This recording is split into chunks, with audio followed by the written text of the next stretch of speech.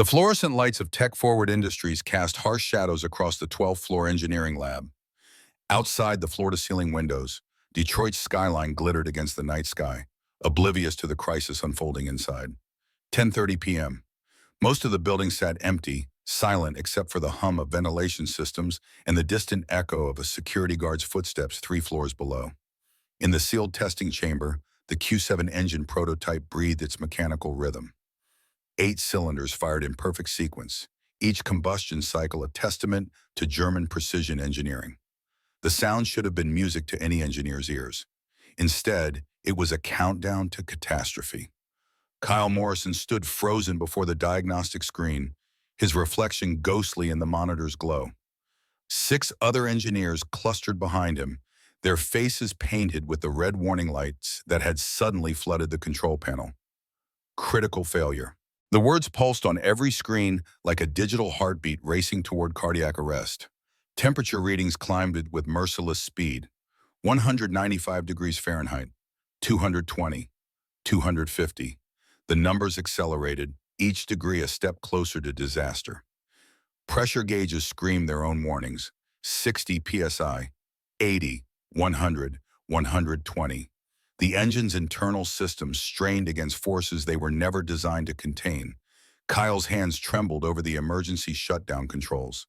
His fingers danced across the keyboard, typing commands that vanished into the system's digital void without response. Nothing. The engine ignored every instruction, every desperate attempt to stop its march toward a destruction. "Emergency protocols aren't responding." His voice cracked on the last word. 8 years of MIT training reduced to helpless panic. Behind him, Jennifer Park grabbed her phone with shaking hands. "I'm calling fire department." "No time." Marcus Chen pushed past her to the main console, his own fingers flying across the interface. "Override's been locked out. Someone disabled the safety systems." The temperature gauge hit 300 degrees. In the testing chamber, the engine's chrome surface began to shimmer with heat distortion. Coolant lines that should have been routing excess thermal energy away from critical components hung limp and useless. 320 degrees. 350. A countdown timer appeared on the main screen, summoned by the engine's own failing consciousness. 90 seconds. The system's final warning before catastrophic failure transformed $8 million of cutting-edge technology into a bomb. 85 seconds. The engineering team stood paralyzed, their combined decades of education and experience utterly inadequate for this moment. They had designed systems, run simulations, passed every theoretical test. But theory offered no salvation when metal began to fail and physics turned hostile. 70 seconds. None of them noticed the sound of running footsteps in the corridor outside.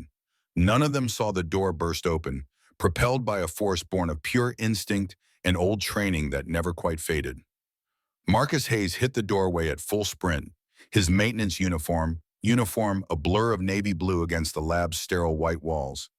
His eyes took in the scene with the speed of a man who had learned to process chaos in fractions of seconds. Flashing screens, panicked engineers, temperature readings that made his blood run cold. And beyond the reinforced glass of the testing chamber, the engine. Glowing now with its own contained fury, metal expanding beyond safe tolerances, pressure building in systems designed to withstand force but not sabotage. 60 seconds. Behind Marcus, a small figure appeared in the doorway. Maya Hayes, 7 years old, clutching a teddy bear that had seen better days. Her eyes, wide with the particular terror that children feel when they sense their parents' fear, found her father's back. Marcus spun, his combat-trained reflexes making the movement a blur.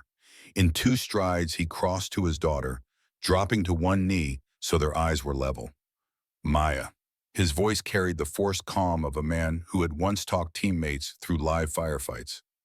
"Remember the safe room I showed you? The break room with the heavy door?" She nodded, too frightened to speak. "Run there now, lock the door. Don't come out until I come get you." He pressed his building access card into her small hand. "Go, baby, fast as you can." "Daddy." Her voice was barely a whisper. "I'll be right there, I promise." He kissed her forehead, a benediction and a prayer. "Go." Maya ran, her sneakers slapping against the polished floor, the teddy bear clutched tight against her chest. Marcus watched until she disappeared around the corner, then turned back to the crisis with the full force of his attention. 45 seconds. Everyone out! His voice carried the bark of command, a tone that had once moved men through doorways where death waited on the other side. Clear the floor, now! Kyle Morrison stood rooted, staring at the maintenance worker, who suddenly spoke with a voice that demanded instant obedience. We can't just leave it. If it explodes the whole building. I know. Marcus was already moving toward the testing chamber's access door. Which is why you need to evacuate while I handle it. You? Your facilities. You don't have clearance. You don't have training. Kyle's protest died as Marcus's eyes met his. In that gaze, Kyle saw something that made his engineer's certainty crumble. Certainty. Absolute confidence born from experience that had nothing to do with fixing air conditioners or changing light bulbs. 30 seconds. Get them out, Morrison. That's an order you follow, or people die. Marcus didn't wait for a response. His fingers were already flying over the access panel, entering an override code that no facilities engineer should have known. The heavy door hissed open. Heat rolled out in a wave that made Kyle stumble backward. Through the opening, the engine sat like a mechanical demon, its surface shimmering, its internals screaming toward failure. Marcus stepped through, the door sealed behind him with the finality of a tomb closing. 20 seconds. His eyes adapted to the heat haze, picking out details with the speed of old training. The coolant system, lines that should have been intact hung severed, the cuts too clean to be accidental. Someone had done this deliberately, carefully, with knowledge of exactly which systems to disable for maximum destruction. The pressure valve, jammed with a precision that spoke of intent, not malfunction. Whoever sabotaged this engine knew their craft. 15 seconds. Marcus grabbed a fire extinguisher from the wall mount, hefted its weight, then brought it down on the jam valve with controlled violence. Once. Twice. The third impact sent metal fragments spinning across the floor. The valve mechanism, freed from whatever had been wedged into its operation, suddenly had room to move. 10 seconds. Marcus's hands closed around the valve wheel. Even through his work gloves, the heat seared his palms. Nerve endings screamed protest as metal hot enough to brand flesh made contact with skin. But his hands had known worse pain, had gripped rifle barrels in the Afghan sun, had dragged wounded teammates across sand that scorched like hellfire. This was just metal, just heat, just pain. He turned the wheel, his muscles maintained through solitary workouts in a garage that had once belonged to his grandfather, strained against resistance. The valve fought him, metal expanded by heat refusing to yield. 5 seconds. Marcus planted his feet, found leverage in stance that had been drilled into him by instructors whose faces he could still see when he closed his eyes, and pushed every ounce of force into that wheel. It moved. 1 degree. 2. 4 seconds.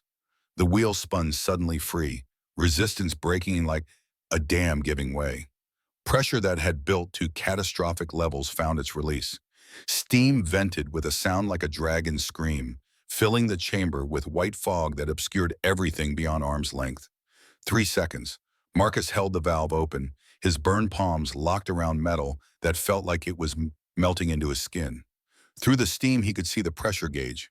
140 psi, 120, 90, 2 seconds, 70, 60, 50, 1 second, 40 psi. The engine's internal pressure dropped below critical threshold. The countdown timer on the diagnostic screen outside stopped its advance toward 0. Held, flickered, then changed. Critical failure became pressure normalized. Red light cycled to yellow, then to green. 0 seconds. Safe. Marcus released the valve. His hands, freed from their grip, showed angry red burns that would blister within minutes. He looked at them with distant curiosity, as if they belonged to someone else.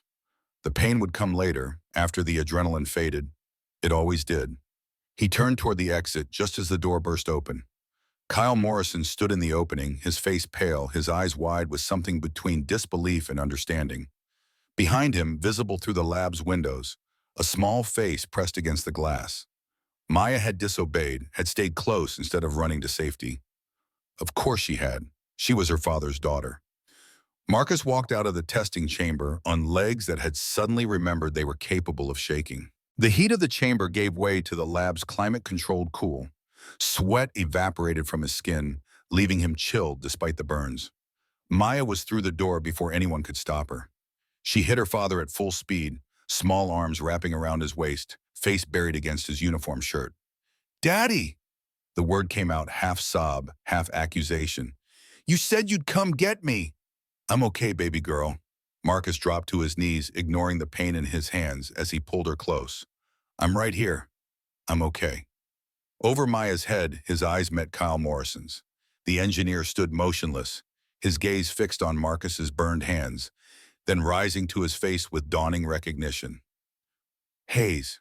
Kyle's voice carried the weight of revelation. "You just... How did you..." Marcus stood slowly, Maya's hand gripped tight in his despite the pain. "Lucky guess." But it wasn't luck, and they both knew it. The way Marcus had moved, the certainty in his commands, the combat efficiency of his actions. This was not a man who stumbled into heroism. This was a man who had been forged by it. "Who are you, Kyle asked, the question barely audible. Marcus looked at the engineer for a long moment. Then his eyes moved past Kyle to the testing chamber, to the coolant lines with their two clean cuts, to the valve that had been deliberately jammed.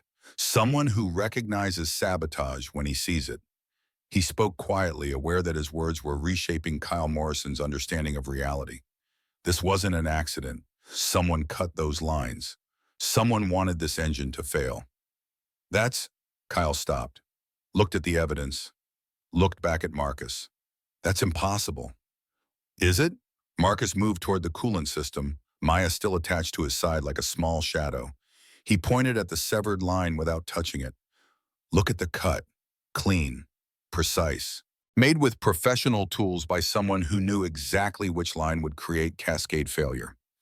Kyle leaned closer. His engineering training, confronted with physical evidence, could not deny what his eyes showed him. "My God, you're right." Marcus pulled out his phone with his less burned hand, snapped photos of the cuts, of the valve, of the diagnostic screens, documentation, evidence, old habits from a life that felt like it belonged to someone else. "Morrison." He waited until the engineer's eyes met his. "Who has access to this lab?" "I... engineering team, security, maintenance." Kyle's voice trailed off as implication hit him. "An executive staff." "Executive staff." Marcus repeated the words like they were a key fitting into a lock. "Who specifically?" "CEO, CFO, division heads." Kyle's face had gone pale again. "Hayes, if someone in executive leadership did this, then Maya and I need to leave, now." Marcus was already moving toward the door, his daughter's hand secure in his grip. "And you need to secure this scene. Don't let anyone touch anything until..." He stopped. Until who? Security that might be compromised? Police who would ask questions Marcus wasn't ready to answer? The same executive staff who might have ordered this sabotage?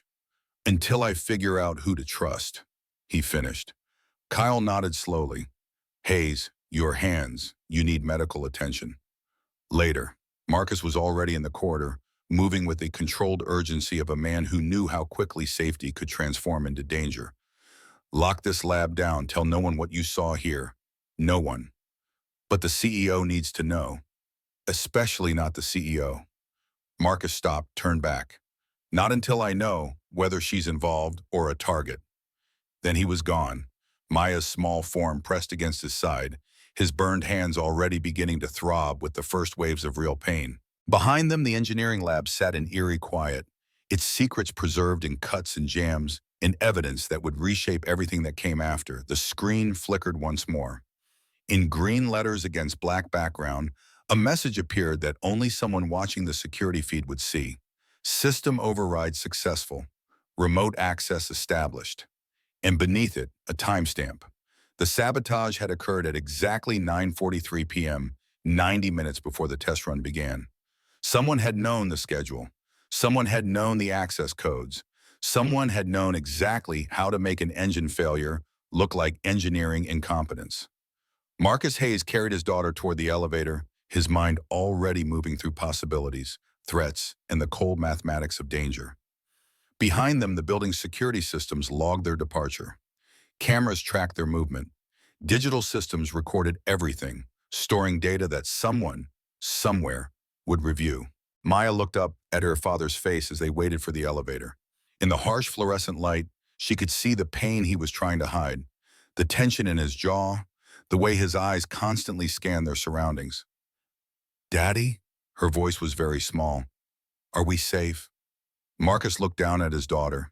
In her eyes, he saw trust, absolute and unshakable. The kind of faith that made him capable of anything, that had once made him run toward explosions when every instinct screamed to run away. He knelt again, meeting her gaze directly. "We will be, I promise." The elevator arrived with a soft chime. Its doors opened on an empty car, fluorescent light reflecting off polished steel. They stepped inside. Marcus pressed the button for the ground floor. As the doors closed, the last thing visible was the engineering lab's door, sealed tight, its secrets locked within. The screen faded to black. White text appeared against the darkness. 8 weeks earlier. And beneath it, in smaller letters, a question.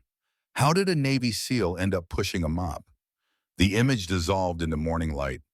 Dawn broke over Detroit with the tentative hope that April mornings sometimes carried in Michigan. The kind of light that suggested winter might actually be finished, that the long cold had finally loosened its grip. Frost still etched patterns on windows, but the sun behind it promised warmth. In a modest apartment on the east side, Marcus Hayes woke at precisely 5:45 a.m., his body responding to an internal clock set by years of military discipline. He lay still for a moment in the gray pre-dawn light, staring at the ceiling, performing the ritual that started every morning: breathing. He focused on the simple act of air entering and leaving his lungs, a meditation his therapist had taught him, a technique to anchor himself before the day's demands began. On the nightstand beside his bed, 2 photographs shared space with an alarm clock that never actually needed to wake him. The first photo showed a woman with warm eyes and a smile that could light up rooms. Teresa Hayes, gone 3 years now, but her presence still filled every corner of their home. The second photo was recent. Maya at her elementary school's science fair, holding a blue ribbon, her grin missing both front teeth. 7 years old and already showing signs of her mother's fierce intelligence. Marcus rose with the quiet efficiency of a man accustomed to not waking others. His bedroom door opened soundlessly. Across the narrow hallway, Maya's door stood slightly ajar, the way she liked it. He could hear her soft breathing, the rustle of blankets as she shifted in sleep. The apartment was small, 2 bedrooms, 1 bathroom, a kitchen that opened onto a living room barely large enough for a couch and television. The furniture came from thrift stores and curb finds. The decorations consisted mainly of Maya's artwork taped to walls, but it was clean, everything in its place. Order maintained against the constant entropy that threatened when you were a single parent working full-time while raising a child alone. In the kitchen, Marcus began the morning ritual. Coffee first, the cheap grocery store brand that he'd learned to tolerate after years of Teresa's expensive taste in beans. While it brewed, he pulled ingredients from the refrigerator: eggs, milk, flour, the makings of pancakes, Maya's favorite. He mixed the batter by hand, measuring by eye after years of practice. The griddle heated on the stove with a satisfying sizzle when he dripped water to test its temperature. Perfect. The first pancake went onto the hot surface, batter spreading into a rough circle. Marcus grabbed a spoon and began adjusting the edges, shaping the circle into something more deliberate. 2 round shapes at the top, 2 smaller bumps for ears. Mickey Mouse, Maya's perennial breakfast request. While the pancake cooked, Marcus moved to the coffee maker, poured himself a cup into a mug that read, "World's Okayest Dad," a gift from Maya on his last birthday. The steam rose with bitter promise. At 6:15 precisely, he walked to Maya's room and eased the door open wider. She lay sprawled across her twin bed in a tangle of princess-themed blankets, one arm wrapped around a teddy bear that had been Teresa's last gift to her. The bear was worn now, its fur matted from years of constant companionship, one ear slightly torn from the night Maya had nightmares about her mother and held on too tight. "Maya." Marcus spoke softly, touching her shoulder with gentle pressure. "Time to wake up, sunshine." She stirred. mumbled something unintelligible, burrowed deeper into blankets. Maya, school day. One eye opened, regarded him with the particular displeasure that 7-year-olds reserve for morning wake-up calls. 5 more minutes? Pancakes are getting cold. Both eyes open. Mickey Mouse pancakes? Is there any other kind? She was up in an instant, blankets kicked aside, teddy bear grabbed for the journey to the kitchen. Marcus followed, smiling at the transformation from unconscious to fully animated that children somehow managed. At the small kitchen table, Maya climbed into her usual chair while Marcus delivered breakfast. One Mickey Mouse pancake, slightly lopsided but recognizable. Syrup on the side, the way she liked to control how much sweetness she added. Daddy? Maya poured syrup with the intense concentration of a surgeon. Can we visit Mommy today? Marcus felt the familiar clench in his chest. The grief that never quite left, just learned to coexist with normal life. After school, baby, we'll bring flowers. The yellow ones, those were her favorite. The yellow ones. Marcus agreed, though flowers seemed inadequate to the weight of memory they were meant to carry. They ate in comfortable silence for a few minutes, the kind of quiet that families build over years of shared mornings. Then Maya looked up, syrup on her chin, wisdom beyond her years in her eyes. Daddy, do you think Mommy would be proud of me? The question landed like a physical blow. Marcus set down his coffee cup, met his daughter's gaze directly. Maya, your mother would be so incredibly proud of you that she'd tell everyone she met. Teachers, grocery store clerks, random people on the street. Maya giggled at the image. Really? Really? Marcus reached across and wiped the syrup from her chin with a napkin. You're smart, kind, brave, everything she hoped you'd be. And you, Daddy? Is she proud of you? That question cut deeper. Marcus looked at his daughter, at this child who carried her mother's eyes and apparently her ability to ask questions that exposed truth with surgical precision. I hope so, baby. I try to make choices she'd respect.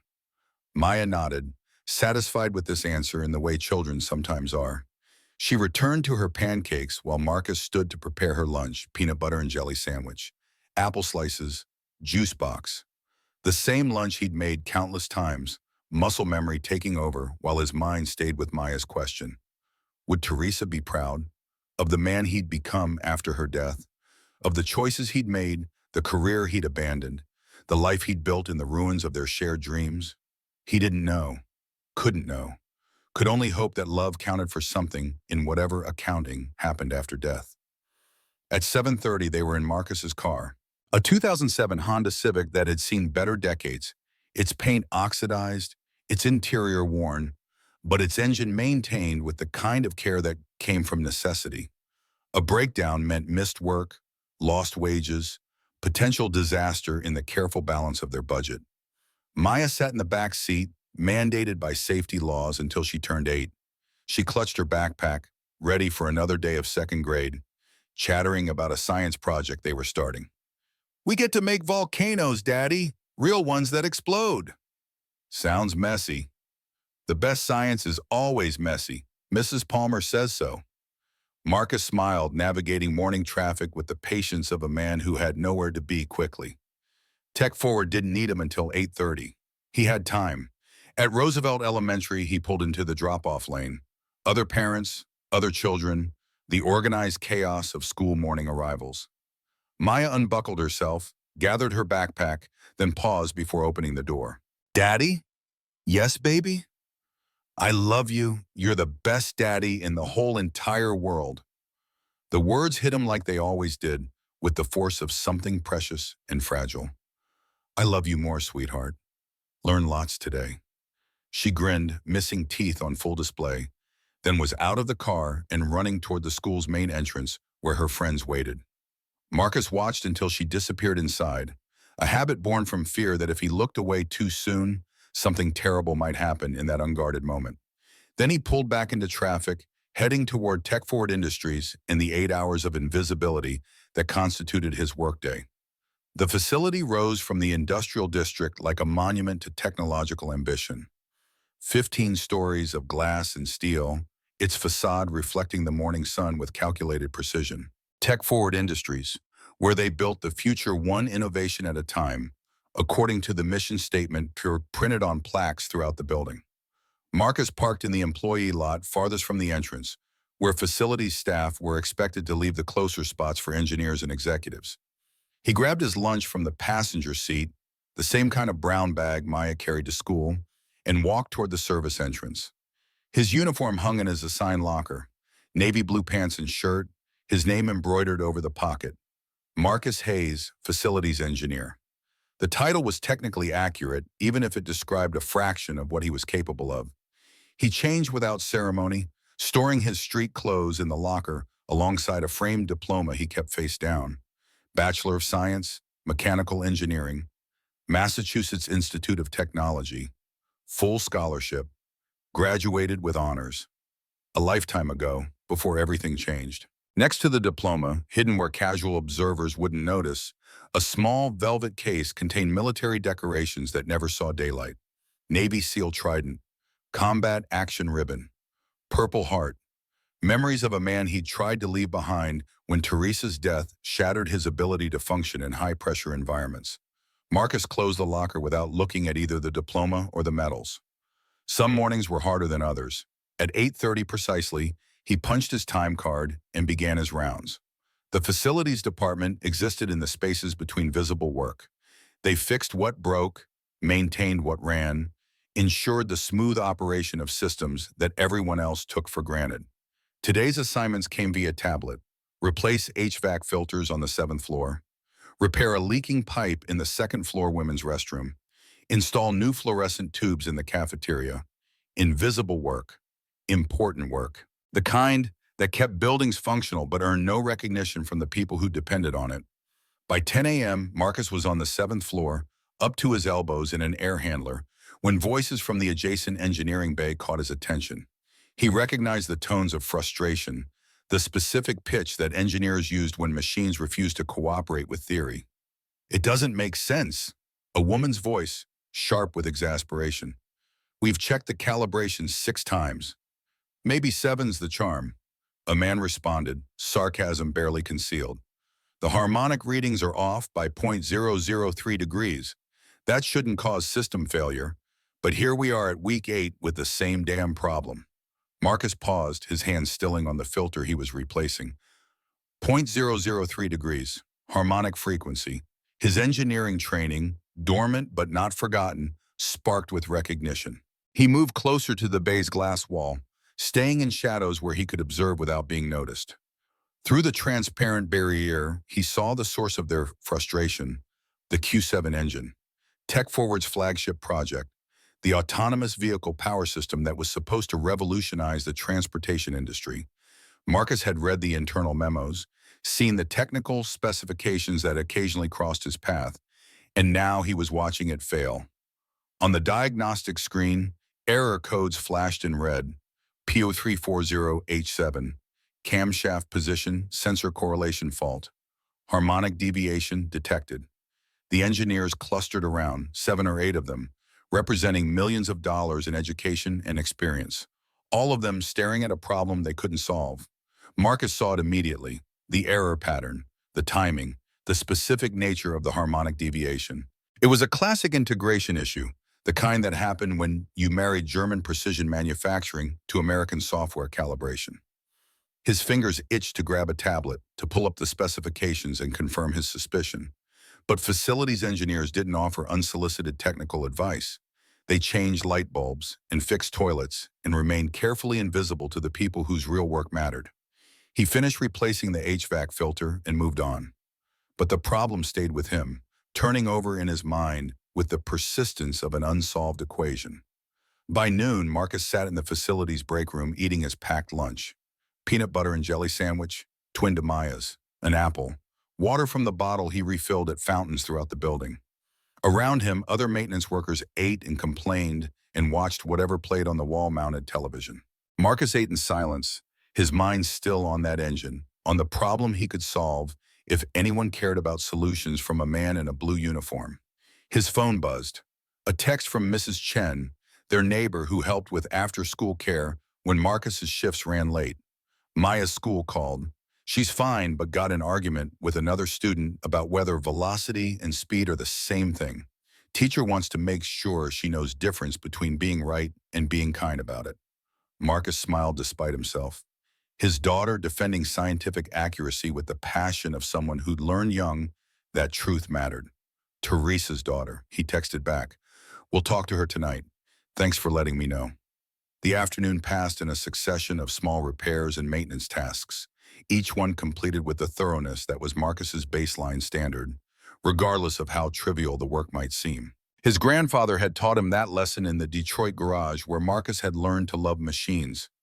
Do it right or don't do it at all, Thomas Hayes had said, his weathered hands guiding young Marcus through an engine rebuild. Doesn't matter if you're fixing a Ferrari or a Ford Escort.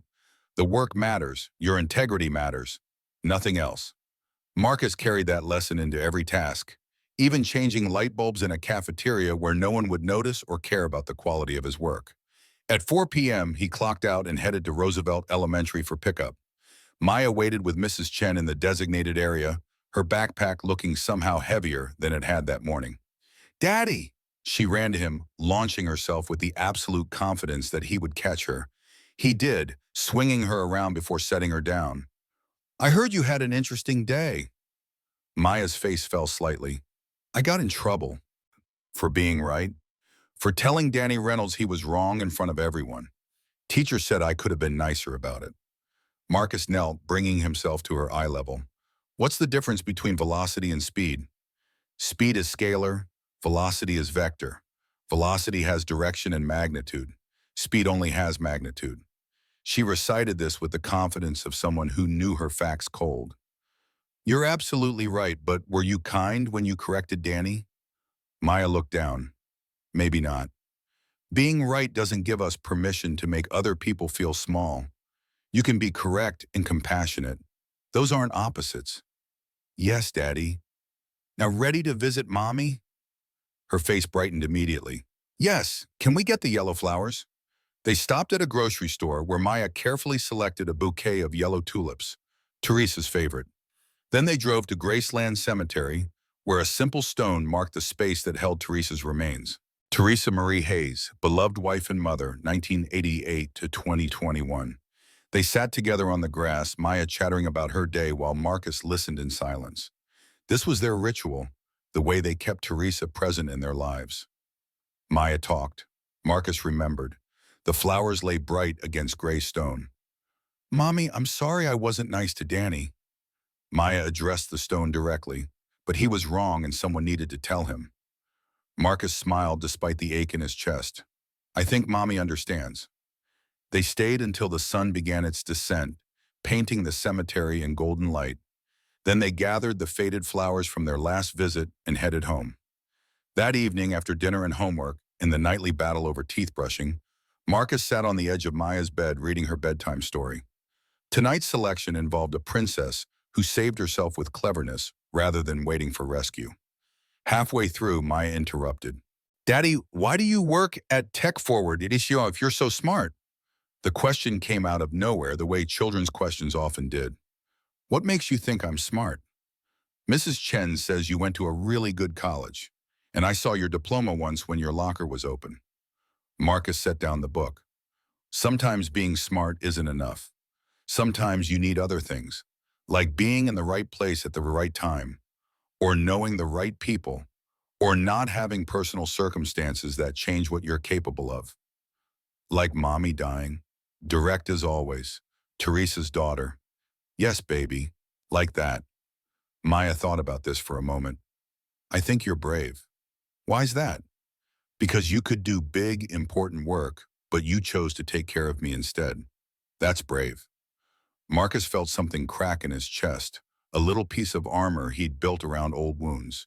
He pulled Maya close, kissed the top of her head. Taking care of you is the most important work I'll ever do. She yawned, already halfway to sleep. I love you, Daddy. Love you more, sunshine. He turned off the light and left her door cracked open, then stood in the hallway for a long moment. Through Maya's doorway, he could see her already asleep, teddy bear clutched tight. In his pocket, his phone buzzed. He pulled it out, expecting a message from Mrs. Chen, or maybe the work schedule for tomorrow. Instead, unknown number. No caller ID, the text was short. Just 9 words that made his blood run cold.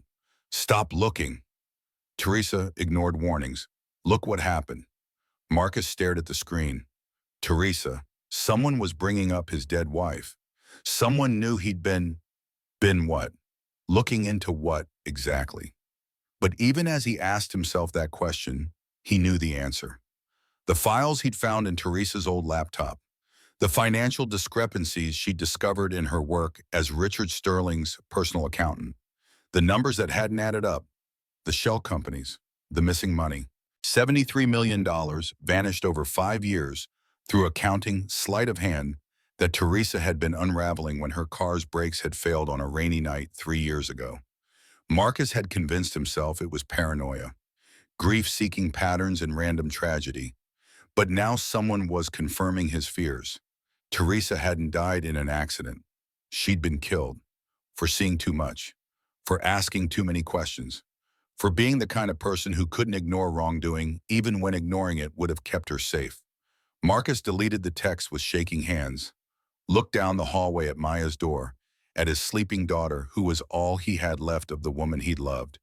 They'd killed Teresa, and now they were watching him, warning him, threatening him. He should stop, should forget the files, abandon the questions, protect Maya by staying invisible and unimportant. But he thought of Teresa, of her absolute commitment to doing what was right, regardless of personal cost. Thought of what she would want, what she would expect from him. And he thought of Maya growing up in a world where corruption went unchallenged, where powerful people could kill with impunity, where truth mattered less than convenience. In his mind, he heard his grandfather's voice. Do it right or don't do it at all. Marcus locked the apartment door with careful precision, checked the windows. Then he pulled out Teresa's old laptop from where he had hidden it behind books on the highest shelf. The files were still there, encrypted, but Teresa had left him the password in her last words before the accident, a phrase he'd thought was nothing but delirious fear. Victor Ashford, Steel Foundation, follow the money. He opened the files and began to read. Someone needed to finish what Teresa had started, even if it cost him everything, even if it put Maya at risk. Because sometimes being a father meant more than just keeping your child safe. Sometimes it meant showing them what courage looked like, even when you were terrified, especially then. The laptop screen glowed in the dark apartment, casting Marcus's face in blue light. Outside, the city continued its evening rhythms, unaware that in a modest apartment on the east side, a man was making a decision that would reshape everything to come. Marcus Hayes, facilities engineer, had lived in careful invisibility for 3 years. That invisibility was about to end. The morning after the near explosion, tech-forward industries hummed with an undercurrent of tension that rippled through every floor. Word had spread the way news always does in organizations built on information. Something had happened in the engineering lab, something dangerous, something that a facilities worker had somehow prevented. Marcus arrived at 7 a.m., earlier than usual, Maya holding his hand as they entered through the service entrance. His burned palms were bandaged, white gauze that drew curious stares from coworkers who normally didn't notice him at all. He'd told Maya the bandages were from work, nothing to worry about, a small injury that would heal quickly. She'd accepted this with the trust that children grant their parents, absolute and unquestioning. Mrs. Chen met them in the lobby, taking Maya for the day. Marcus watched them go, his daughter's backpack bouncing with each step, before turning toward the maintenance department. But his path took him past the executive elevator, and as he approached, the doors opened to reveal Catherine Sterling. She stepped out, flanked by 2 board members, deep in conversation about quarterly projections and Autobahn contract timelines. Her suit was impeccable charcoal gray, tailored to project authority without softness. Her blonde hair pulled into its usual severe bun, the CEO armor, perfectly maintained. Then her eyes landed on Marcus, on his bandaged hands. Her conversation stopped mid-sentence. For 3 seconds that stretched into something longer. They looked at each other. Catherine Sterling, who had barely registered his existence before last night. Marcus Hayes, who had saved her company's future with burned palms and knowledge he wasn't supposed to possess. Mr. Hayes, her voice carried the careful neutrality of someone speaking in front of witnesses. I need to see you in my office, immediately. The board members exchanged glances. Marcus nodded, following as Catherine strode toward the executive elevator without waiting to see if he obeyed. The doors closed on the three of them, creating an enclosed space that amplified the silence. One board member cleared his throat. Ms. Sterling, the facilities matter can surely wait until after our budget meeting. The facilities matter prevented our flagship project from exploding last night, Robert. Catherine's eyes never left the elevator numbers climbing. I'd say that takes precedence over budget discussions. Robert fell silent. The elevator reached the 15th floor, opening onto executive territory that Marcus had only seen through service access. Marble floors, original artwork, the kind of wealth that announced itself through restraint rather than ostentation. Catherine's office occupied a corner, floor-to-ceiling windows offering views of Detroit's skyline. The space was organized with surgical precision. Minimal decoration except for one photograph on her desk, silver-framed and positioned where she could see it from her chair. Richard Sterling, Catherine's father, caught mid-laugh at some company event. She dismissed the board members with a gesture. "Give us the room." "Catherine, I don't think it's appropriate for you to meet alone with staff," Robert began. "Out."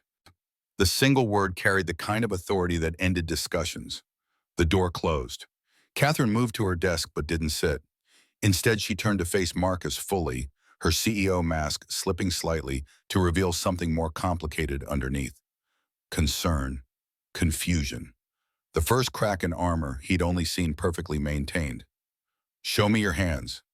Marcus held them up, the white bandages stark against his dark skin. "How bad?"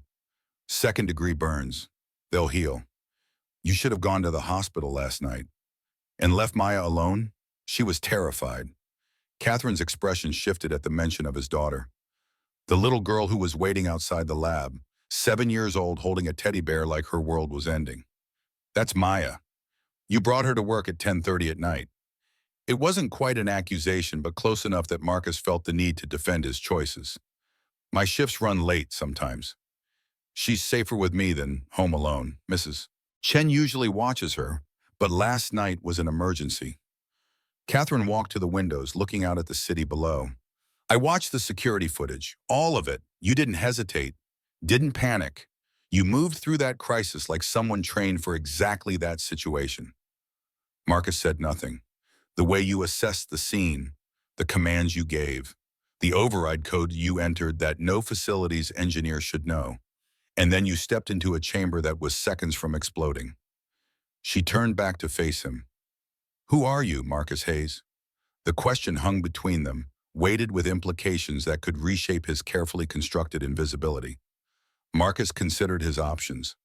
Lie and maintain cover, tell partial truth, or trust this woman with the full weight of who he'd been before grief and circumstance reduced him to a blue uniform and a maintenance cart.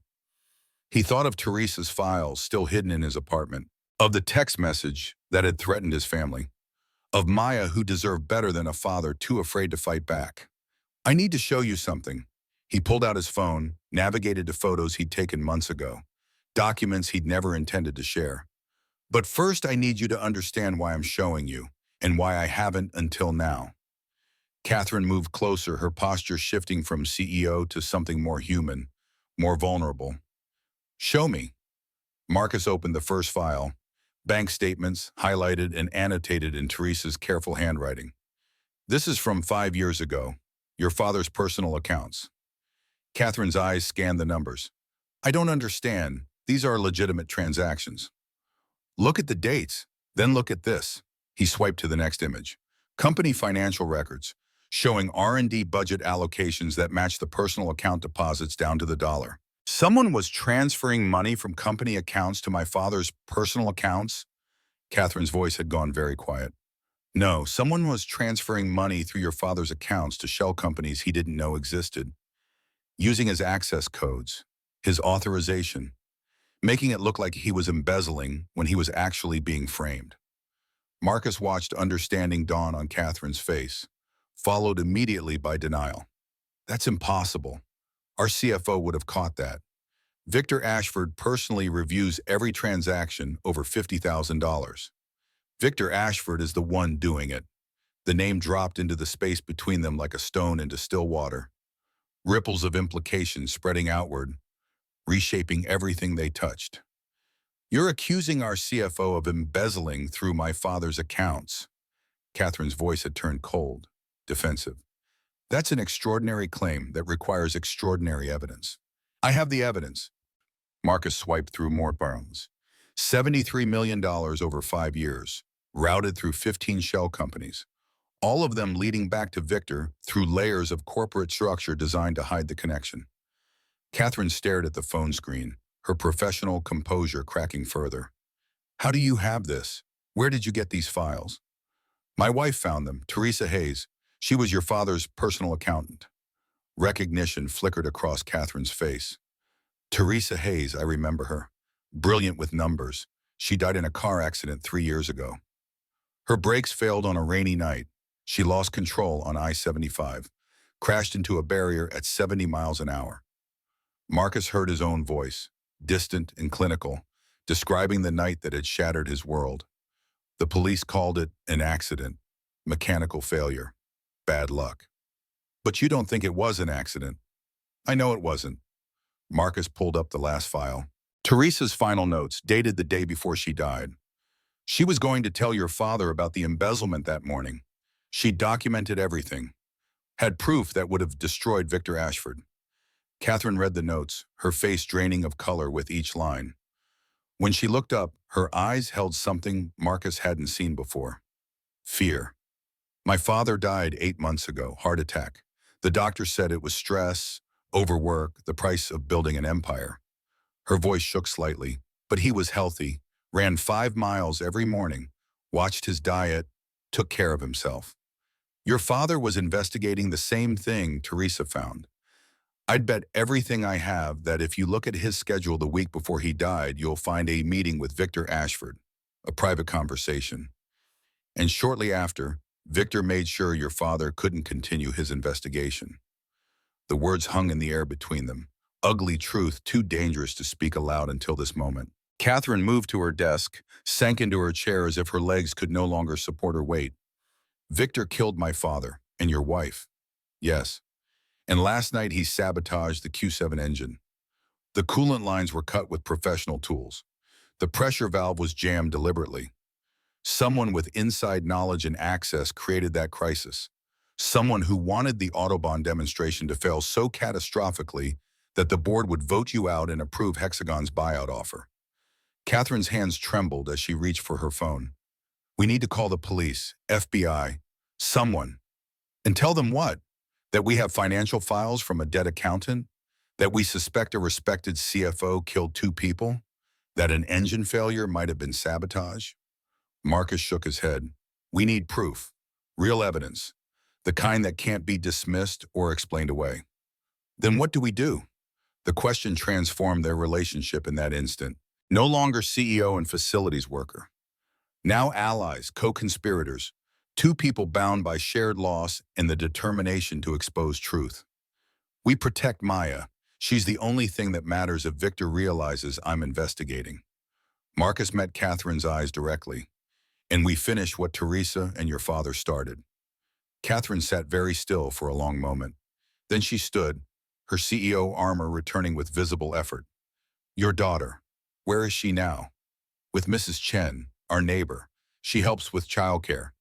That's not safe enough. Not if Victor knows you're a threat. Catherine moved to her desk, picked up her phone. Bring Maya here, to my penthouse. 24-hour security, private elevator. No one gets in without my authorization. Marcus stared at her. I can't ask you to do that. You're not asking, I'm insisting. Catherine's voice carried the authority of someone used to making decisions that others followed. If Victor killed my father and your wife, he won't hesitate to threaten a child to protect himself. Maya stays with us until this is over. Us. The pronoun acknowledged something neither of them had explicitly named. They were in this together now, bound by necessity and shared purpose. Catherine, you don't know us. You don't owe us anything.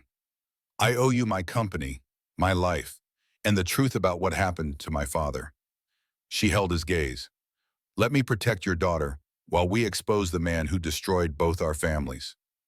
Marcus thought of Maya, of her bright smile and absolute trust, of Teresa, who had chosen truth over safety and paid with her life. of what it meant to be a father in a world where powerful men could kill without consequence. Okay, the word came out rough, emotion threatening to break through the control he'd maintained for 3 years. Okay, thank you. Catherine nodded once, decisive. Then her expression softened slightly. Marcus, last night when you walked into that testing chamber, you knew you might not walk out. Yes, but you did it anyway. Maya was in the building, so were a dozen engineers. If that engine exploded, everyone on that floor would have died. Most people would have run. Marcus looked at the CEO, at this woman who was beginning to understand what 3 years of grief had taught him. I used to be someone who ran toward explosions. Before Teresa died, before Maya needed a father more than the Navy needed another SEAL. Old habits. Catherine's eyes widened slightly. You were a SEAL. 6 years, combat engineer, EOD specialist. He held up his bandaged hands. Diffusing bombs requires steady hands and the willingness to accept risk. Last night was easier than some missions I survived. And now you push a mop. Now I take care of my daughter. The rest is just what I do to keep her fed and safe. Catherine moved to her windows again, but this time her posture was different, less defensive, more contemplative. I've spent 8 months trying to fill my father's shoes, prove I deserved this position, show the board I could lead this company. She turned back to Marcus. But I've been so focused on appearing competent that I stopped seeing people. Stopped noticing the maintenance worker who went to MIT. Stopped asking why brilliant engineers fail for 8 weeks straight. Stopped questioning whether my father's death was really just bad luck. You're seeing now. Because you forced me to. Because you saved my company and then showed me evidence I couldn't ignore. Catherine's voice carried something new. Not quite warmth, but the potential for it. Maya, the little girl who waited for you, tell me about her. The request surprised Marcus. She's 7, second grade, wants to be a scientist, corrects other kids when they confuse velocity with speed. A smile, brief but genuine, crossed Catherine's face. Teresa's daughter. In every way that matters. Then bring her here. Let me meet the child who's brave enough to disobey orders and stay close when her father walks into danger. Marcus pulled out his phone, texting Mrs. Chen. As he typed, Catherine spoke again. Marcus, when this is over, when we've exposed Victor and brought him to justice, your job here, it needs to change.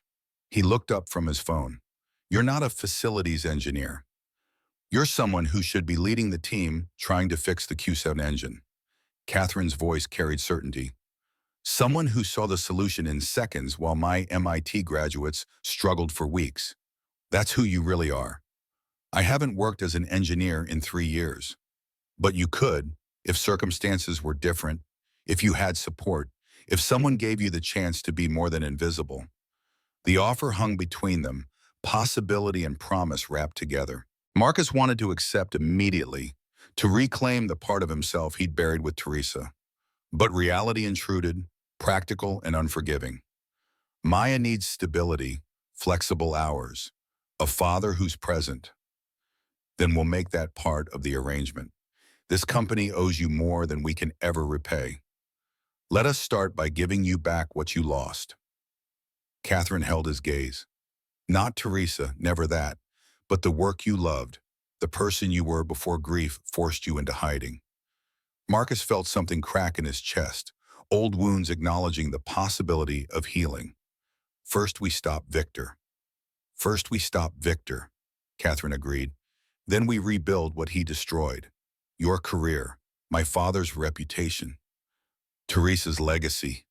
All of it. The door burst open without warning. Maya stood in the doorway, Mrs. Chen behind her looking apologetic for the interruption. But Marcus's attention locked on his daughter. On the way, her eyes scanned the room with the particular wariness that children develop when their world has become unpredictable. Daddy? Maya's voice was small. Mrs. Chen said you wanted me to come here. Are we in trouble? Marcus crossed to her in 3 strides, kneeling so they were eye level. Not trouble, baby. Just a change of plans. Remember how I told you we might have an adventure? Maya nodded, clutching her teddy bear. Well, Miss Sterling has invited us to stay at her house for a few days. Would you like that? Maya's eyes shifted to Catherine. evaluating with the careful attention of a child who'd learned early that adults weren't always trustworthy. Way, Catherine stepped forward, and Marcus saw her consciously soften her posture, lower herself to be less intimidating to a 7-year-old. Because your daddy helped me very much last night, and because I have a very big apartment with an extra room that nobody uses, and because I think we could be friends. Friends? Maya tested the word. Would you like that? To be my friend? Maya considered this with the gravity that children bring to important decisions. Then she looked at her teddy bear, seemed to consult with it silently, and nodded. Okay, but can I call you Miss Cat? Catherine blinked, surprised. Then that brief smile returned, transforming her face into something younger, less burdened. Miss Cat, I like that. And can we have pancakes for breakfast? Daddy makes the best Mickey Mouse pancakes. I'm not sure I know how to make Mickey Mouse pancakes. Maya's face lit up with the particular joy that children feel when teaching adults. I can show you. It's easy if you have the right kind of pan. Catherine looked at Marcus over Maya's head, and something passed between them. An understanding. An acknowledgement that this child, this bright force of nature in a pink backpack, was reshaping both their worlds with her simple presence. Then Mickey Mouse pancakes it is. Catherine stood, her CEO voice returning but gentler now. Mrs. Chen, thank you for bringing Maya. Marcus, take the rest of the day. Get your things. I'll have security meet you at my building at 6. She moved to her desk, wrote an address on tech-forward letterhead. 15th floor, private elevator. The code is 4728. Don't share it with anyone. Marcus took the paper, their fingers touching briefly. Catherine, thank you for everything. Thank me when Victor Ashford is in handcuffs. She looked at Maya again, her expression softening. And maybe thank me after you teach me how to make proper pancakes. I suspect that's a more difficult skill than quarterly earnings reports. Maya giggled, and the sound filled the office like sunlight breaking through clouds. Marcus took his daughter's hand, gave Catherine one last nod of gratitude and solidarity, and left. Behind them, Catherine stood in her office, looking at the space where they'd been. Her phone buzzed. Text from Victor Ashford. Need to discuss Autobahn situation. My office? Now. Catherine stared at the message. The man who'd killed her father, who'd destroyed Marcus's wife, who'd sabotaged the Q7 engine and would likely try again. She typed back, on my way. But first she opened her contacts and scrolled to a name she hadn't called in months. James Chen, her former classmate from Harvard. Now special agent with the FBI's Financial Crimes Division. The call connected on the second ring. Catherine Sterling, it's been a while. James, I need to talk to you about something off the record, completely confidential. A pause, then James's voice alert and professional. How bad? Embezzlement, murder, corporate fraud at the highest level. Catherine kept her voice steady. And I need you to trust me without asking too many questions yet. That's a hell of an ask. I know, but James, if I'm right, this is bigger than my company. This is about whether justice means anything when powerful people decide it doesn't. Another pause, longer. Then, tell me what you need. Catherine looked at the photo of her father on her desk. Richard Sterling, who'd built an empire with integrity and died because he'd threatened someone else's corruption. I need time to gather proof, and I need to know that when I'm ready, someone will actually do something about it. How much time? 2 weeks, maybe less if things move faster. Catherine, if someone's in danger right now, they're protected, I promise you that much. She thought of Maya and Marcus, of the family that would be under her roof by evening. But I need this done right. Evidence that can't be challenged. A case that won't fall apart because we move too quickly. Okay. James's voice carried the weight of trust earned over years of friendship. 2 weeks. But Catherine, be careful. Financial crimes at this level, people who commit them don't stop at embezzlement. I know. She thought of Teresa Hayes, of her own father. That's why I'm calling you.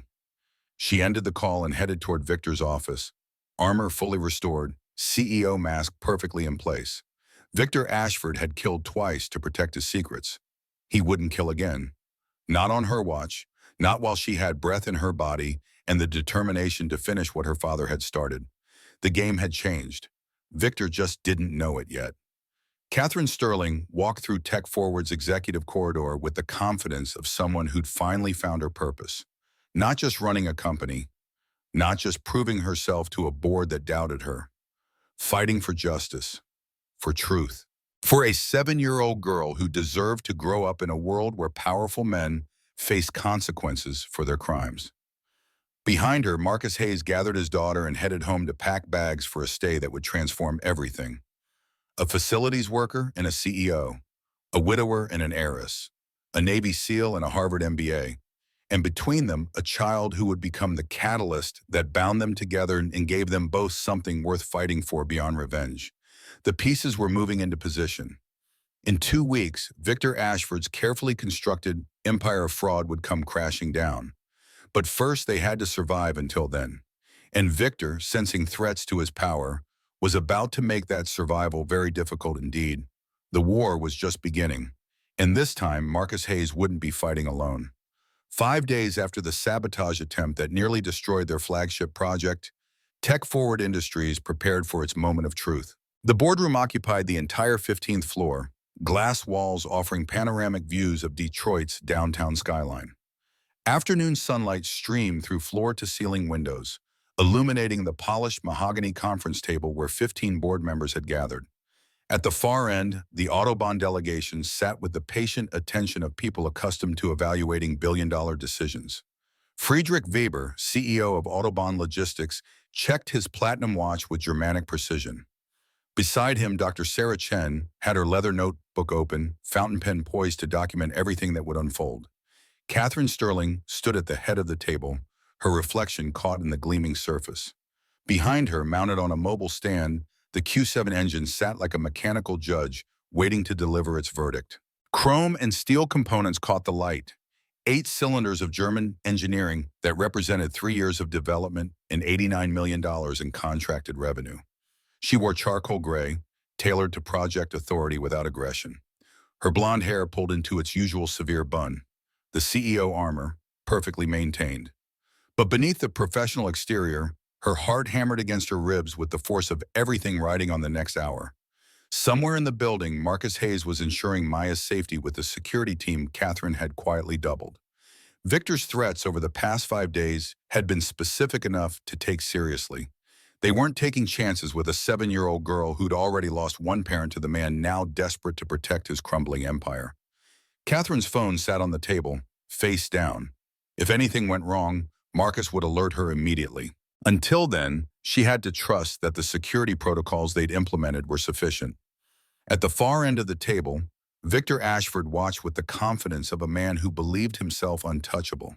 His expensive suit showed no signs of the stress that must be eating him alive. His posture remained relaxed, almost bored, as if this demonstration was merely a formality before the inevitable board vote to accept Hexagon's buyout offer. He had no idea that FBI agents were stationed in the building, that every word spoken in this room was being recorded, that his carefully constructed empire of fraud was about to collapse in the most public way possible. Catherine touched her tablet, pulling up the presentation she and Marcus had prepared through long nights of work. Maya had often fallen asleep on Catherine's penthouse couch between them, a small warm presence that reminded them both what they were fighting for. "Gentlemen, Dr. Chen, Mr. Weber." Catherine's voice carried the authority she'd spent 8 months cultivating since her father's death. "Thank you for your patience during the Q7 development challenges. Today we'll demonstrate full operational capability and address the root cause of our delays."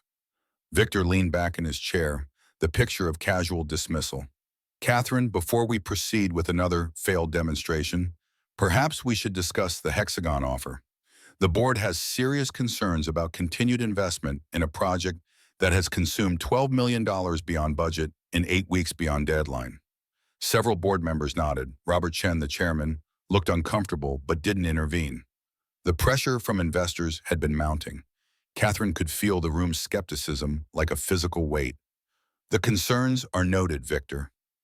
Catherine advanced to the next slide.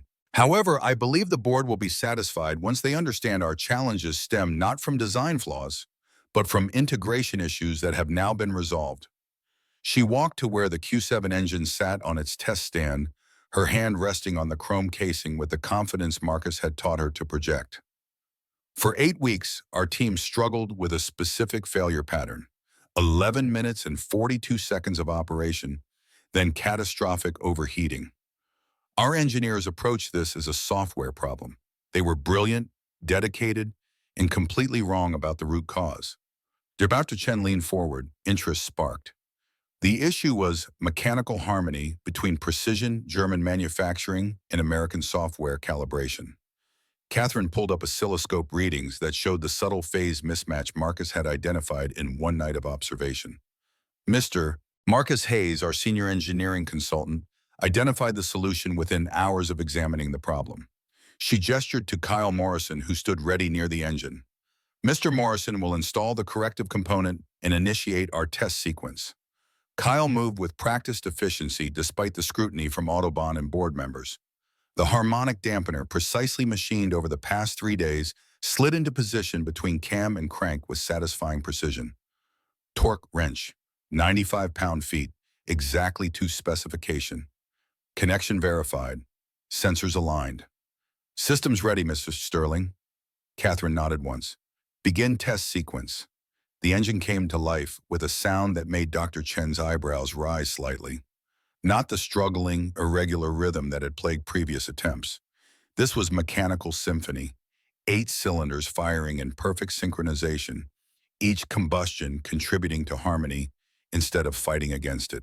Diagnostic screens blazed green across the board. Temperature readings held steady at 192 degrees Fahrenheit.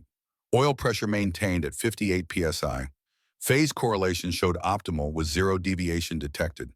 The room held its collective breath as minutes ticked past. 5, then 10. The engineers who'd spent 8 weeks chasing this problem leaned forward in their seats, hardly daring to hope. 11 minutes approached like a deadline with teeth. 11 minutes, 30 seconds, 11 minutes and 42 seconds.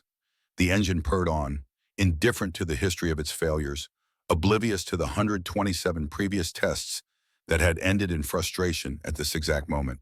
12 minutes, 15, 20. Friedrich Weber stood slowly, moved closer to the diagnostic displays as if physical proximity could reveal deception that instruments couldn't detect. He studied the readings with the intensity of a man whose reputation depended on technical accuracy. Bemerkenswert, the German word slipped out before he caught himself. Remarkable. Phase alignment holding perfectly. Temperature management actually exceeds baseline specifications by 2.3%. Dr. Chen was already calculating, her pen moving in sharp, efficient strokes. Performance efficiency measuring at 97.1%. That's nearly 3% above theoretical maximum for this configuration. Victor shifted in his seat, his casual confidence showing its first visible crack. One successful test doesn't validate 8 weeks of failure and $12 million in overruns. This could be statistical anomaly. We'd need extensive validation before. Then let's eliminate the statistics. Catherine's voice cut through his objection with surgical precision. Let's discuss why those 8 weeks of failure occurred in the first place. She pulled up security footage on the main screen. Timestamp clearly visible.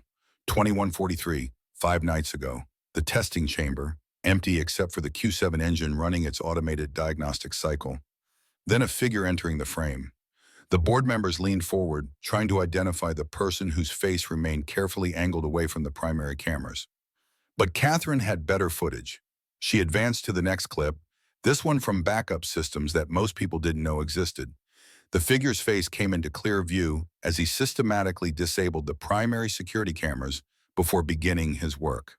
Thomas Brennan, Victor Ashford's personal assistant for the past 6 years. The video continued in silence, broken only by the engine's steady purr. Brennan moved with professional efficiency, cutting coolant lines with precision tools, jamming the pressure valve with a calibrated shim, disabling emergency shutdown protocols. Every action calculated to create catastrophic failure that would appear to be engineering incompetence rather than deliberate sabotage. Jesus Christ, Robert Chen's whisper carried in the silent boardroom. Victor had gone very still, his face draining of color as he watched his assistant commit corporate sabotage on high-definition video. But Catherine wasn't finished. She pulled up financial records, the files that Teresa Hayes had died trying to expose 3 years ago. Bank statements appeared on screen, transactions highlighted to show the unmistakable pattern. For 5 years, someone has been systematically embezzling from Tech Forward's research and development budget. Catherine kept her voice level, professional, giving no hint of the fury that burned behind her composure. $73 million routed through shell companies using sophisticated money laundering techniques, creating fake vendors, phantom consulting projects. My father discovered this pattern 8 months ago. She pulled up the next document. Death certificate, Richard Sterling. Cause of death listed as acute myocardial infarction. The official report called it a heart attack. Stress and overwork from building a company. Catherine's voice cracked slightly, the only sign of emotion breaking through her CEO mask. But my father was healthy. He ran 5 miles every morning, maintained excellent diet and exercise, and he'd made an appointment to meet with this board the day after he died, to present evidence of executive-level fraud. Another document replaced her father's death certificate. Teresa Hayes, cause of death, vehicular accident, mechanical brake failure. Teresa Hayes was my father's personal accountant, the woman who compiled the evidence you're seeing right now. She died in a single car accident on I-75. The police report called it brake failure. Tragic but not suspicious. Catherine looked directly at Victor, whose face had gone pale. She died the day after telling her husband she'd found proof of embezzlement, the day before she planned to report her findings to my father. The boardroom had gone absolutely silent. Even the Q7 engine's steady rhythm seemed muted by the weight of implication. Two people, both investigating the same financial irregularities, both dead within days of planning to expose what they'd found. Catherine advanced to the next slide. Convenient timing, unless you believe in coincidence on a scale that defies statistical probability. Victor stood abruptly, his chair scraping against polished floor. This is outrageous speculation.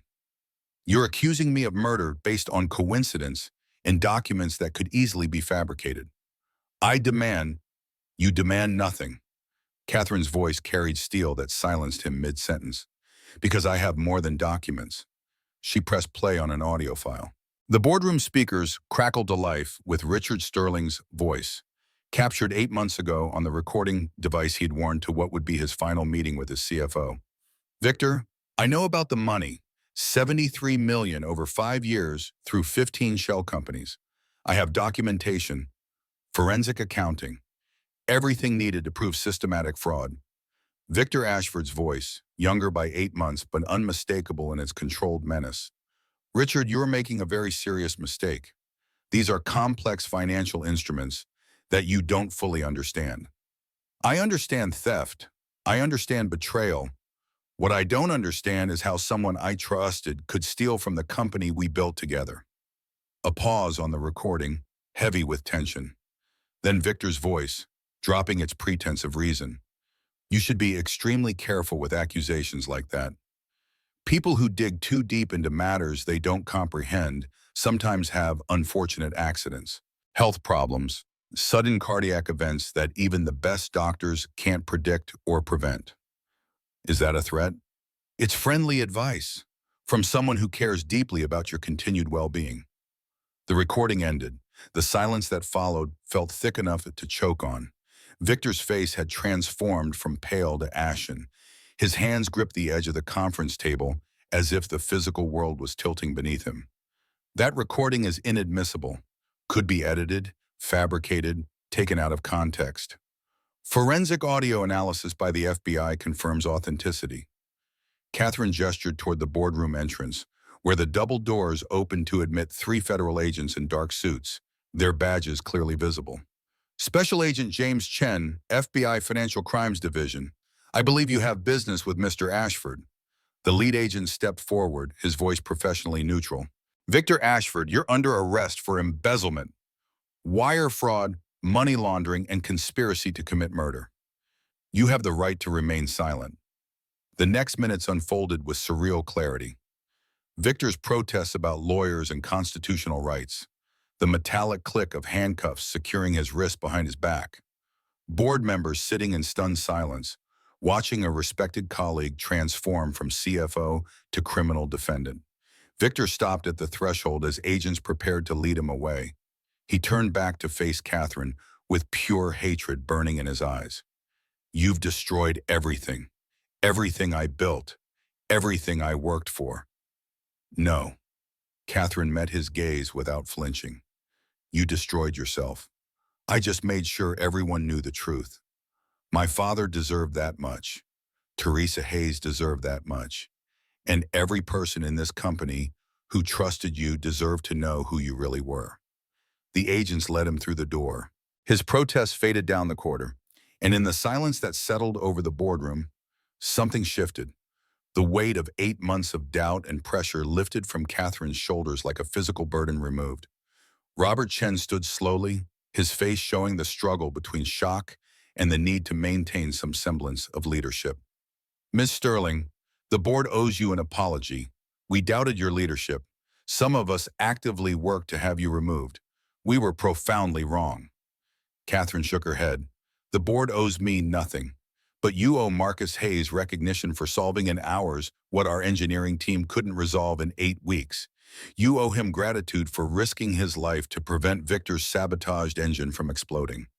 And you owe his late wife Teresa the acknowledgement that she died trying to protect this company's integrity. The boardroom door opened again. Marcus entered with Maya's hand secure in his, followed by the security team leader who gave Catherine a subtle nod. All clear.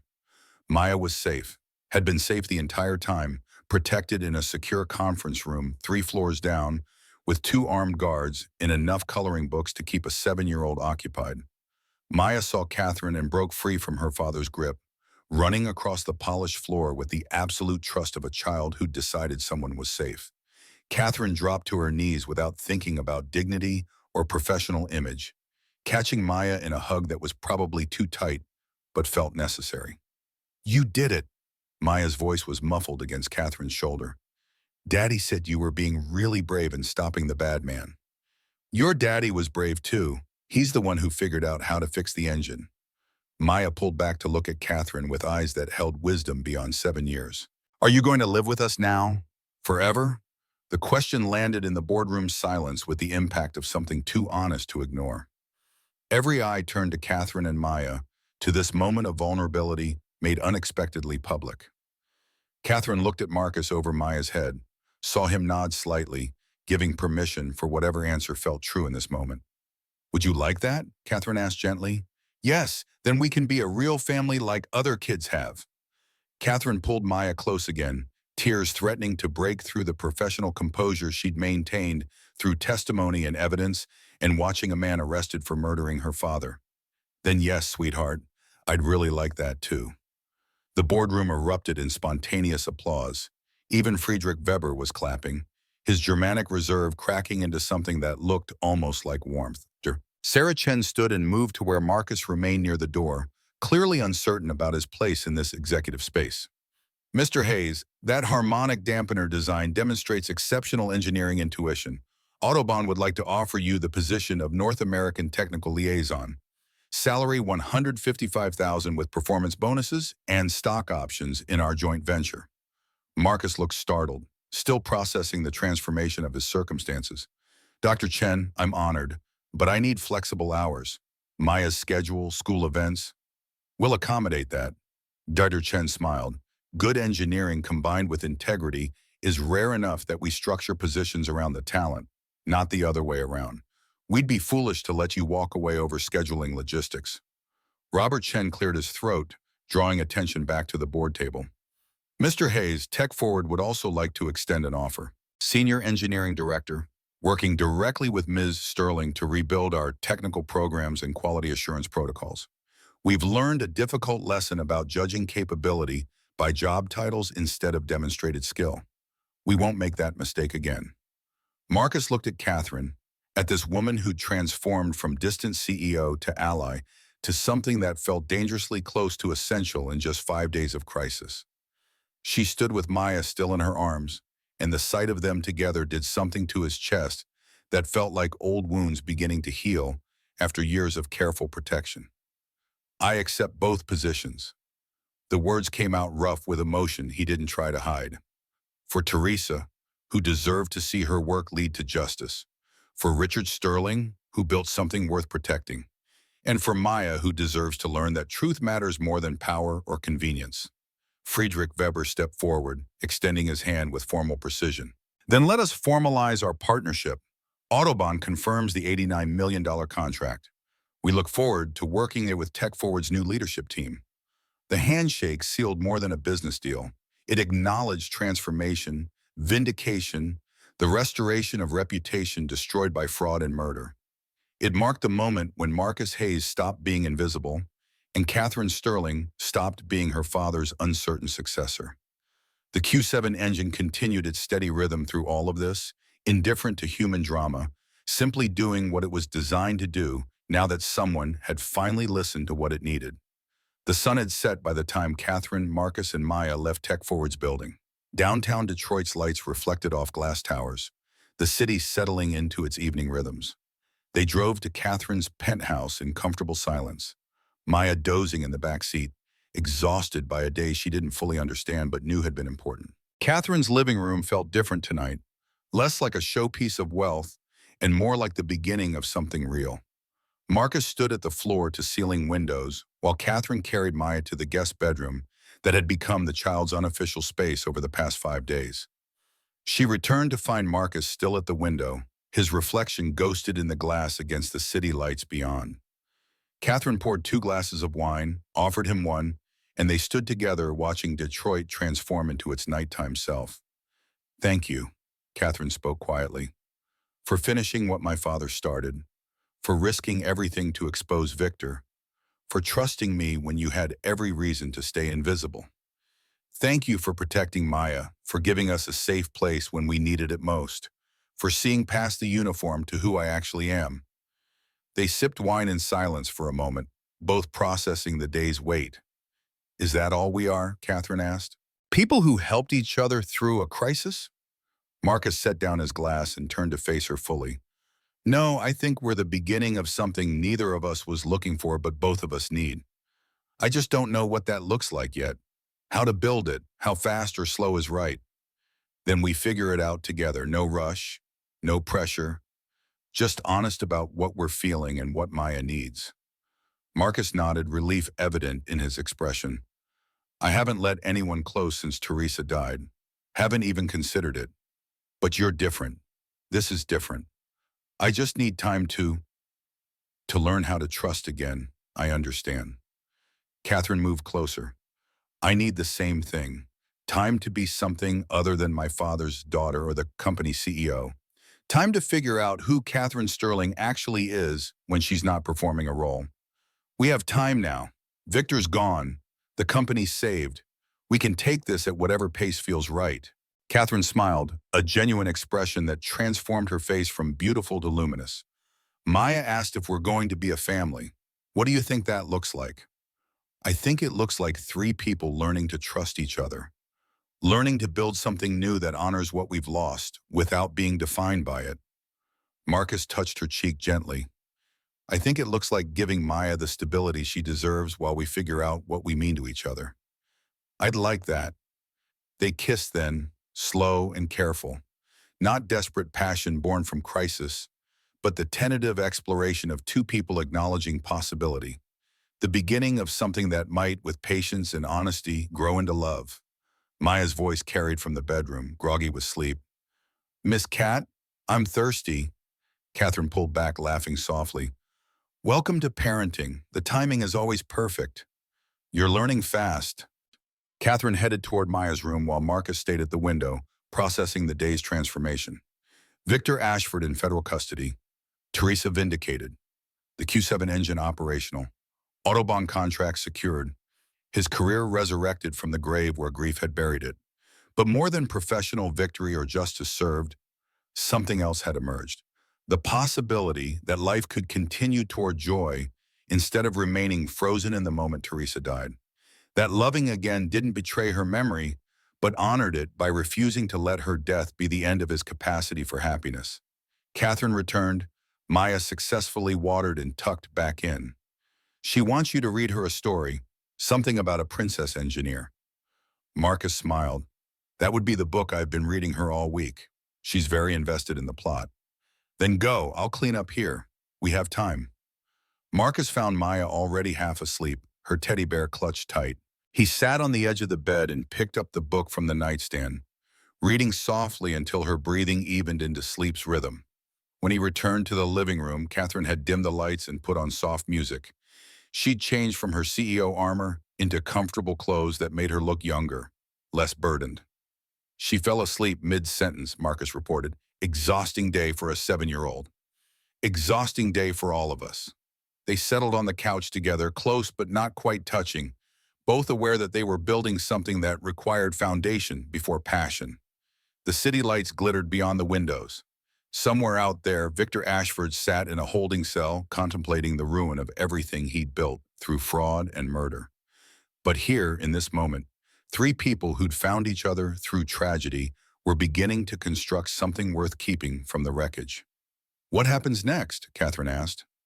With us, with the company, with everything. Next, we take it one day at a time. Tomorrow, I'll talk to Maya about the changes coming.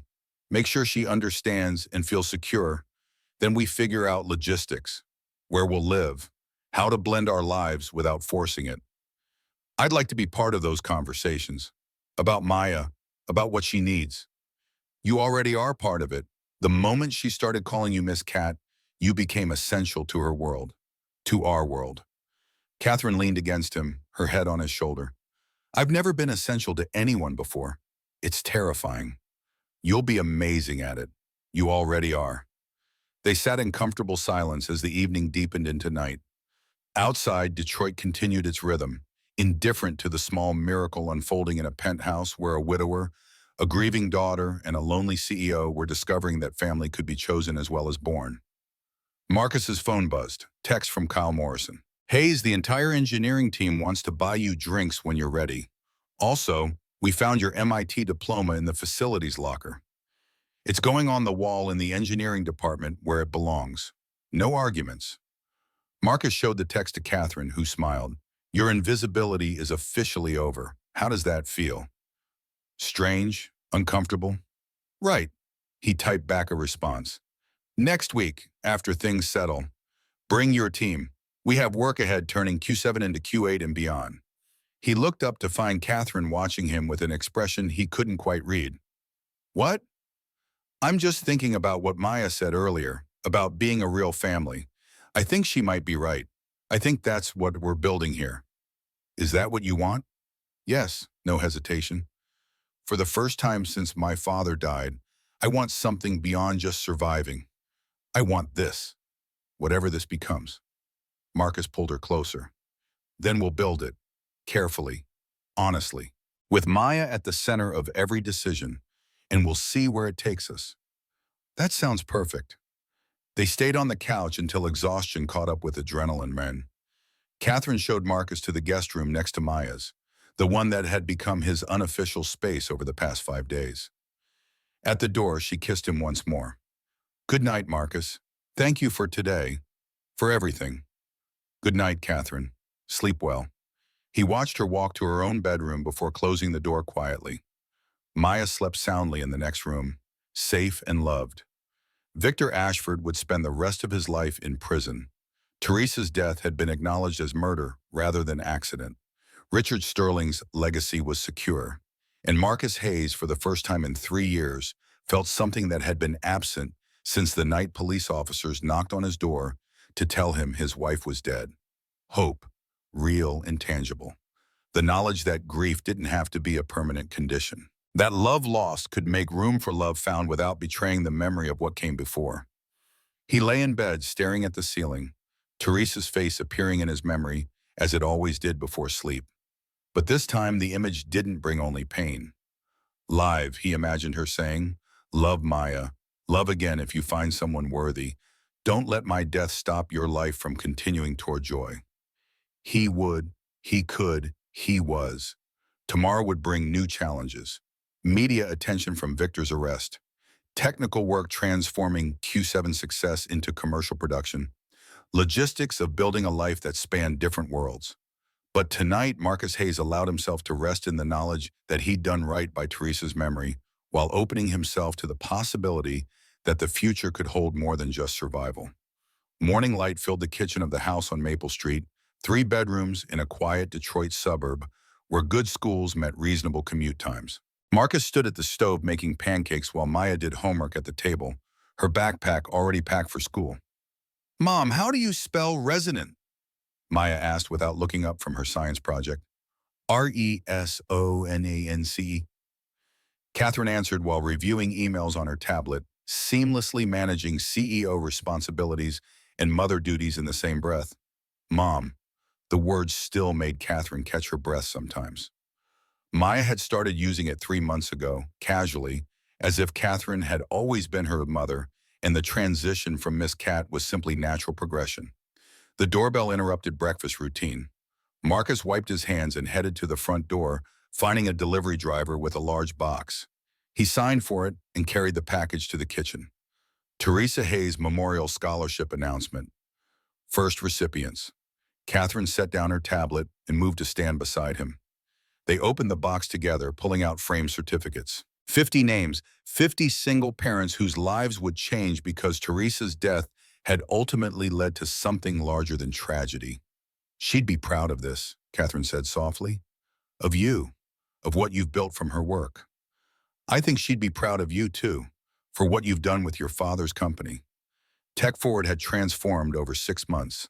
Victor's arrest had sent shockwaves through the tech industry, but Catherine had used the crisis to rebuild with transparency and integrity as foundation. The Q7 engine now powered 5,000 autonomous vehicles across Europe and North America. Profits had tripled.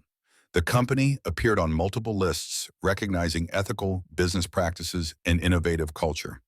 Marcus worked alongside her as co-director of engineering, his MIT diploma finally displayed in an office that also held his sealed trident and a photo of Teresa that no longer needed hiding. The flexible schedule let him attend Maya's school events and science fairs, present for the moments that mattered. Maya looked up from her homework. "Are we still going to visit Mommy Teresa's memorial today?" "After school," Marcus confirmed, "and we'll bring yellow flowers." "Can Mom come too?" Maya asked Catherine. "I want to tell Mommy Teresa about you." Catherine felt tears threaten. "I'd be honored." The day proceeded with comfortable routine. School drop-off with Maya chattering about her volcano science project. Tech Forward meetings where Catherine and Marcus coordinated on Q8 development. The easy rhythm of lives fully lived rather than merely survived. That evening, they drove to Graceland Cemetery together. 3 of them now instead of 2. They sat on the grass near Teresa's memorial stone while Maya talked to her mother about everything that had happened. "Mommy, this is Catherine. She's my other mom now. She's really nice and she's teaching me about business. And she loves Daddy and they're getting married next month and I get to be in the wedding." Catherine's hand found Marcus's, their fingers interlacing with practiced ease. The engagement had happened naturally 2 months ago, a quiet proposal in their backyard under the stars. No grand gestures, just 2 people acknowledging they wanted to build something permanent together. "I think Mommy would approve," Maya decided. "Don't you think so, Daddy?" Marcus looked at his daughter, then at Catherine, then at Teresa's stone where yellow flowers rested against gray granite. "Yes, baby, I think she'd be very happy that we're taking care of each other." They stayed until the sun began its descent, painting the cemetery in golden light. Then they gathered their things and headed home to the house on Maple Street, to the life they'd built from the wreckage of loss and betrayal. That night, after Maya was asleep, Marcus and Catherine sat in their backyard watching stars emerge. They'd made this their ritual, these quiet evenings processing the day's events and planning the future. "Autobahn wants to expand the North American program," Marcus said. "They're building a research facility in Ann Arbor. Dr. Chen asked if I'd consider leading it. That's a significant opportunity. What do you think?" "I think I want your opinion first. It would mean more travel, different responsibilities, impact on our family." Catherine smiled at the word, "our family." "I think you should do what makes you happy and serves Maya's best interests. If that's leading Autobahn's facility, we'll make it work." "What makes me happy is this." Marcus gestured to encompass the backyard, the house, the life they'd created. Coming home to you and Maya, building something that matters beyond quarterly profits, being present for the moments that count. Then we have our answer. Tell Dr. Chen you're honored but committed to the life you've built here. Marcus pulled her close, kissed her temple. Have I mentioned lately that I love you? Not in the last hour. Terrible oversight. I love you, Catherine Sterling. Soon to be Catherine Sterling Hayes. I love how you've become Maya's mother. I love watching you transform from Ice Queen CEO into someone who makes Mickey Mouse pancakes. I love that you honor Teresa's memory while building our future. I love you too, Marcus Hayes. I love your integrity and patience. I love how you've taught me what family actually means. I love that you're giving me the chance to be something more than my father's daughter. They sat in comfortable silence, hands clasped, watching the universe wheel overhead. Inside, Maya slept peacefully, secure in the knowledge that she had two parents who loved her and each other, that the bad man was gone and the good people had won, that her mother Teresa lived on in memory and scholarship, while her mother Catherine lived on in daily presence and patient love. Do you think they'd approve? Marcus asked quietly. Teresa and your father, of what we've built. Catherine considered the question seriously, understanding that it mattered. I think my father would be proud that his company survived with its integrity intact. That truth mattered more than convenience, that we fought for what was right. And Teresa? I think Teresa would be happy that Maya has a mother who loves her fiercely, that you're not alone, that her death led eventually to something other than endless grief. Catherine squeezed his hand. I think she'd want you to live fully, Marcus, to show Maya that loss doesn't have to be the end of joy, that love can come again if we're brave enough to let it. Marcus nodded, emotion tight in his throat. He looked up at the stars, imagining Teresa somewhere among them, watching, approving, releasing him with the love that had defined their marriage. Thank you, he whispered, uncertain if he was speaking to Catherine or Teresa or the universe itself. For second chances, for family, for love, I didn't think I'd find again. They stayed beneath the stars until the night grew cold, two people who'd found each other through tragedy and chosen to build something beautiful from the wreckage. Tomorrow would bring wedding plans and facility proposals and the endless logistics of lives fully lived. But tonight they had this: peace, gratitude, the knowledge that even in a world where powerful men committed murder and justice sometimes came late, love could still emerge. Families could still form. Hope could still triumph over grief. Three people bound by loss and choice, building something that honored the past while embracing the future. Not perfect, not traditional, but real and strong and worth everything it took to create. The stars wheeled overhead, indifferent to human drama. But beneath them, in a modest house on Maple Street, three people had found what mattered most.